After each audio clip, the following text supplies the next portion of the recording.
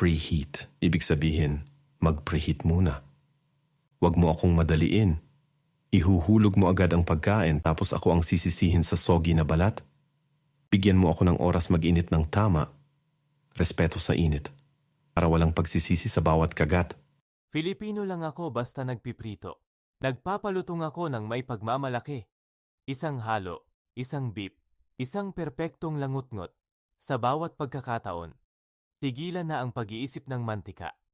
Akala mo ba kontrabida ako? Oo, naglalabas ako ng sulfur compounds, pero chemistry iyon, hindi kalupitan. Ako ang nagbibigay lalim at tunay na lasa sa mga paborito mong pagkain.